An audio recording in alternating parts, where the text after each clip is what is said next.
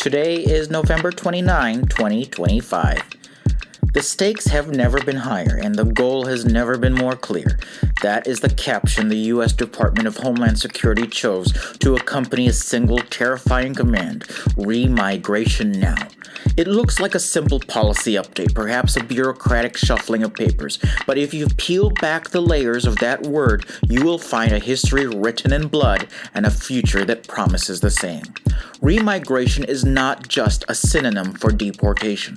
It is a sanitized, academic-sounding euphemism for ethnic cleansing. To understand why this word is so dangerous, you have to look at where it comes from. It didn't start in a policy think tank in Washington. It gained traction in the European far right, specifically among Identitarian groups who needed a softer way to talk about violent expulsion. The term is designed to sound voluntary, like a return ticket purchased after a long vacation. It implies that people are simply going back to where they naturally belong, restoring some mythical natural order.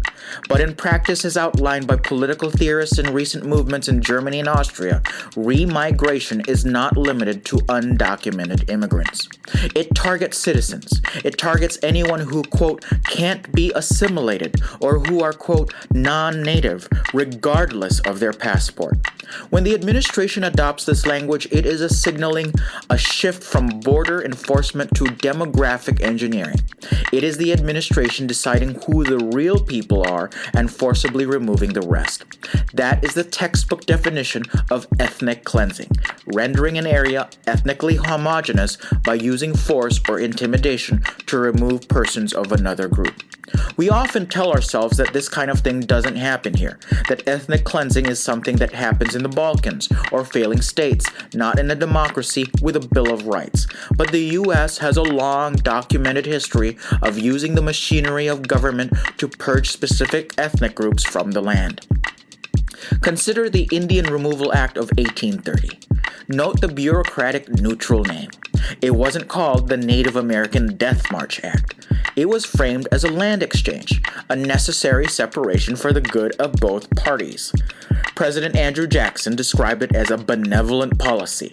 The reality was the Trail of Tears, where the Cherokee, Choctaw, Creek, Chickasaw, and Seminole nations were marched at gunpoint from their ancestral homes in the southeast to designated territory west of the Mississippi.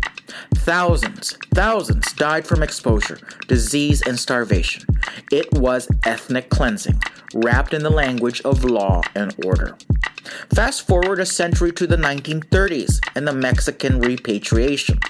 As the Great Depression ravaged the economy, local and federal officials looked for scapegoats.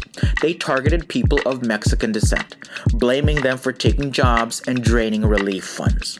Through raids and coercion, up to 2 million people, 2 million, were repatriated to Mexico. Estimates suggest that 60% of them were birthright U.S. citizens. They were not deported through legal channels. They were bullied into remigrating by a society that suddenly decided they did not belong here. Then there was Operation Wetback in 1954. The government used military tactics to round up and deport over 1 million people. It was a massive dragnet that terrorized communities, split families, and often sent U.S. citizens again to Mexico by mistake or indifference. The name of the operation itself was a slur, proving that the cruelty was the point. The danger of the DHS posting this time, Remigration now, is that it signals the return of these dark chapters, but with different branding. It suggests that the government is once again preparing to strip away the rights of residency and citizenship based on blood and soil. When a government uses a word like remigration, they are trying to numb you. They want you to think of logistics, of paperwork, of, quote, facilitating return. They don't want you to think about the knocks on the door at midnight, the buses waiting to take your neighbors away, or the camps that will inevitably be built to hold them. They are asking you to accept the unacceptable by hiding it behind a word that sounds almost civilized.